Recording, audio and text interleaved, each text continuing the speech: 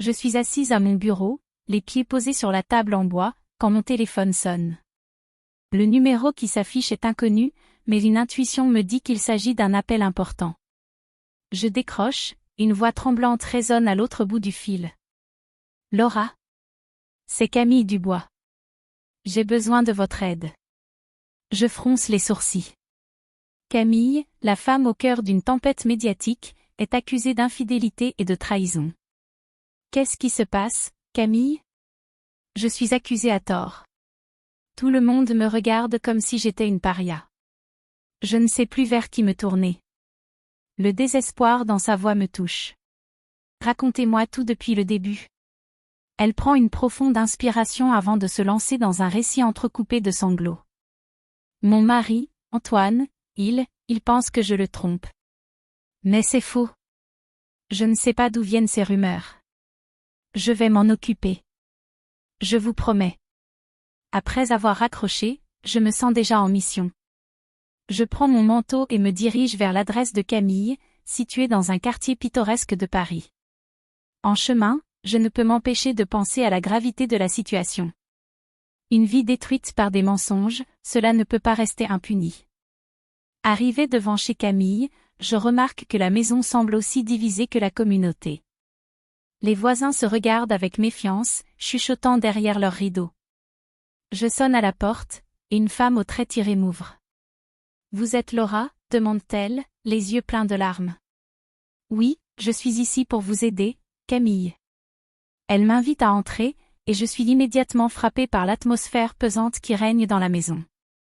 Vous savez, tout le monde parle de moi comme si j'étais une criminelle. Je suis là pour rétablir la vérité. Qui a commencé ces rumeurs? Je ne sais pas. Peut-être des voisins jaloux. Les mots de Camille flottent dans l'air chargé de tension. Je sens que la communauté est devenue un champ de bataille, où les alliances se forment et se déforment sous la pression des mensonges. Je vais parler à vos voisins. Peut-être qu'ils savent quelque chose, dis-je en prenant ma note. Camille acquiesce, mais je peux voir l'angoisse dans ses yeux. Faites attention, Laura. Ils ne sont pas très amicaux. Je souris pour la rassurer. Je suis habituée à gérer les hostilités. Alors que je quitte sa maison, je sens un frisson d'adrénaline. C'est le début d'une enquête qui me plongera dans les profondeurs obscures de cette communauté, là où la vérité se cache derrière des sourires et des secrets. Je déambulais dans la rue pavée, le bruit de mes pas résonnant dans l'air frais du matin parisien. Mon esprit était en ébullition après ma rencontre avec Camille. Je savais que pour démêler cette histoire de diffamation, il me fallait parler à Monsieur Lefebvre, un voisin qui semblait avoir des informations cruciales. Je m'approchai de sa porte, ma main hésitante suspendue au-dessus de la sonnette. Dès que je l'avais rencontré, je n'avais pas pu m'empêcher de remarquer son air renfermé. Je frappai doucement, et la porte s'ouvrit lentement. Monsieur Lefebvre, un homme à la stature imposante, me dévisagea avec une méfiance palpable. « Qu'est-ce que vous voulez ?» demanda-t-il, sa voix rauque trahissant son agacement. « Bonjour, monsieur Lefebvre. Je suis Laura Lopez, détective privé. J'enquête sur les accusations portées contre Camille Dubois. J'ai entendu dire que vous saviez peut-être quelque chose, répondis-je, essayant de garder un ton neutre. Il hésita un instant, puis secoua la tête. Je ne veux pas m'en mêler. Ce ne sont pas mes affaires. Mais si vous avez des informations, cela pourrait aider à clarifier la situation. Camille ne mérite pas ce qui lui arrive, insistai-je. Il ferma la porte un peu plus, mais je l'en empêchai. S'il vous plaît, monsieur Lefebvre. Pensez à la vie de cette femme. Il soupira, et ses yeux se radoucirent légèrement. Écoutez, j'ai vu des choses, mais je ne suis pas prêt à parler. Pas maintenant. Je compris qu'il avait peur. Peut-être de la répercussion de ses paroles, ou des conséquences de son implication. Je pris note de son attitude, sachant que je devrais revenir. En continuant mon enquête, je me plongeai dans les réseaux sociaux. Les photos de Camille défilaient sous mes yeux, certaines d'elles troublantes. Je tombai sur une image qui me fit froid dans le dos, Camille, souriante mais entourée de personnes qui n'avaient rien à voir avec son cercle habituel. Je savais que ces photos pourraient être utilisées contre elle. Je soupirai, réalisant que la situation était bien plus complexe que je ne l'avais imaginé. C'est alors que mon téléphone vibra. C'était Sophie, une amie de Camille. « Laura, je dois te parler. J'ai des infos qui pourraient être importantes, dit-elle, sa voix tremblante à l'autre bout du fil. Je viens tout de suite, répondis-je, sentant une lueur d'espoir. À mesure que je m'approchais de son appartement, je me préparais à découvrir des vérités cachées qui pourraient faire basculer l'affaire. En entrant dans l'appartement de Camille, je ne pouvais m'empêcher de ressentir la tension qui flottait dans l'air. Antoine, son mari, était assis sur le canapé, les mains serrées sur ses genoux, son regard fuyant. « Laura, je ne comprends pas pourquoi vous êtes ici, dit-il d'une voix tremblante, comme s'il essayait de gagner du temps. Antoine, commençai-je, croisant les bras pour lui faire face, je suis ici pour comprendre ce qui se passe. Camille est accusée d'infidélité, et je dois savoir si vous avez quelque chose à y voir. Ses yeux s'écarquillèrent un instant, puis il détourna le regard vers la fenêtre, évitant ma question. Je ne sais rien de ces rumeurs, répondit-il, sa voix plus basse. Vous devriez demander à Camille. Elle a des amis qui parlent trop. Je pouvais sentir la nervosité émaner de lui, comme une odeur de sueur froide. Antoine, je sais que quelque chose ne va pas, dis-je, insistant. Les voisins parlent. Ils ont vu des choses.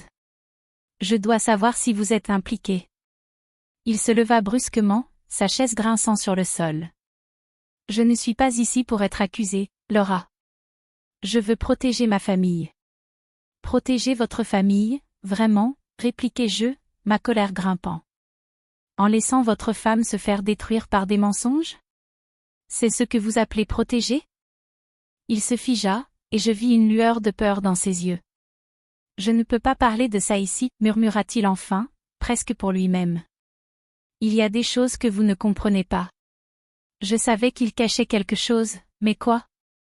Les rumeurs continuaient de se répandre, et je commençais à soupçonner qu'il y avait quelqu'un qui manipulait la situation en coulisses. En sortant de chez Camille, je me sentais plus déterminée que jamais à découvrir la vérité. Je devais en parler à Sophie. Écoute, Sophie, dis-je au téléphone, je pense qu'Antoine sait plus qu'il ne le laisse entendre. J'ai besoin de ton aide pour le surveiller. Elle hésita un moment. Tu es sûre, Laura? C'est dangereux. Dangereux, Meb, répondis-je, mais c'est notre seule chance de prouver l'innocence de Camille. Je me tenais à l'extérieur du café, le cœur battant, tandis que Sophie et moi observions Antoine à travers la vitrine. Il était assis là, une expression tendue sur le visage, en face d'une femme qui semblait tout droit sortie d'un film noir. Ses cheveux noirs et lisses tombaient sur ses épaules, et elle parlait avec une assurance qui me déplaisait. « Laura, tu es sûre qu'on devrait faire ça ?» murmura Sophie, ses yeux rivés sur la scène. « On doit savoir ce qui se passe. » Si elle a un lien avec Antoine, ça pourrait changer toute l'affaire, répondis-je, déterminée. Je sortis mon téléphone, prenant quelques photos discrètes, espérant que ces images seraient des preuves tangibles de la trahison de Camille. Après quelques minutes, Antoine se leva, laissant la femme seule à sa table. Je fis un geste à Sophie pour qu'elle me suive. Nous entrâmes dans le café, feignant de discuter d'un sujet banal. La femme, qui avait maintenant le regard perdu dans ses pensées, ne remarqua pas notre approche. « Excusez-moi, mais vous avez l'air familière. »« Vous n'êtes pas, l'ex-petite amie d'Antoine ?» demandai-je, avec une feinte innocence. Elle leva les yeux, surprise. « Qu'est-ce que vous en savez ? » ?»« Oh, juste des rumeurs, vous savez comment ça va dans un petit coin comme celui-ci. Je suis Laura, et voici Sophie. Nous sommes des amis de Camille. » Son expression changea légèrement, mais elle conserva son air de défi. « Camille ? Vous croyez vraiment qu'elle est une victime ? Pourquoi ne pas me dire ce que vous savez ? Ça pourrait aider beaucoup de gens, proposai-je, feignant la sympathie. Je ne suis pas ici pour parler d'elle, répondit-elle sèchement, avant de se lever et de partir, laissant un parfum de mystère derrière elle. Qu'est-ce qu'on fait maintenant ? Demanda Sophie, visiblement nerveuse. On doit découvrir qui elle est. Si elle est liée à Antoine, cela pourrait tout changer. Je savais que nous étions sur le point de toucher quelque chose de bien plus profond que nous ne l'avions imaginé. De retour chez moi, je me mis à fouiller sur les réseaux sociaux, croisant les profils et les publications. Après quelques recherches, je tombai sur une image d'Antoine et de cette femme, souriant ensemble, prise il y a quelques années. Son nom était Élise. J'avais un nom, un visage, et une nouvelle piste à suivre. Sophie, viens voir ça, appelai-je, le cœur palpitant d'excitation. Quoi? Qu'est-ce que tu as trouvé? Demanda-t-elle, se penchant sur mon épaule. Regarde, c'est elle. Élise. Elle et Antoine avaient une relation, et il semble qu'ils soient restés proches. Les pièces du puzzle commençaient enfin à se rassembler, mais je savais que je devais agir rapidement. Les accusations contre Camille menaçaient de la détruire, et chaque minute comptait.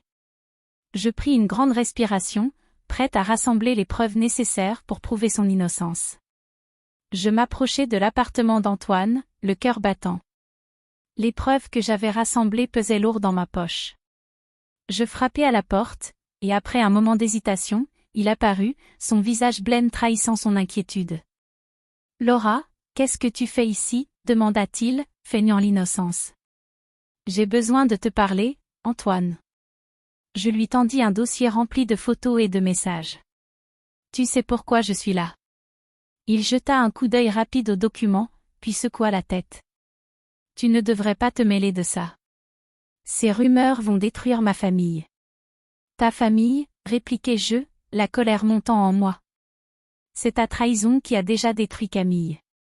Tu sais très bien que tout ça est orchestré pour couvrir tes propres mensonges. » Antoine s'avança, ses yeux pétillants de défi. « Tu crois que tu es la justicière ? Tu n'as aucune idée des conséquences. Si tu exposes cela, tu vas blesser des gens innocents. » « Innocent ?» m'exclamai-je, presque incrédule. « Camille n'a rien fait de mal. C'est toi qui l'as trahi et qui l'as exposé à une campagne de diffamation. » Il balbutia, cherchant ses mots. « Et que proposes-tu, Laura ? Que je détruise ma vie pour prouver son innocence ? » Je pris une profonde inspiration, essayant de garder mon calme. « Je ne te demande pas de détruire ta vie. Je te demande d'assumer tes actes. » Juste à ce moment, un homme entra dans le couloir. C'était un ancien collègue d'Antoine, Marc. Je le connaissais de réputation, un homme qui avait vu beaucoup de choses. « Antoine, qu'est-ce qui se passe ici ?» demanda Marc, l'air perplexe. Je me tournai vers lui, déterminé. « Marc, peux-tu m'aider ? Je dois savoir ce que tu sais sur la femme mystérieuse qui traîne avec Antoine. » Son expression changea, une lueur de compréhension dans ses yeux.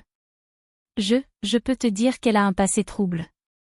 Mais je ne suis pas sûr que ce soit le bon moment pour en parler. Les tensions montaient. Je savais que je devais agir rapidement.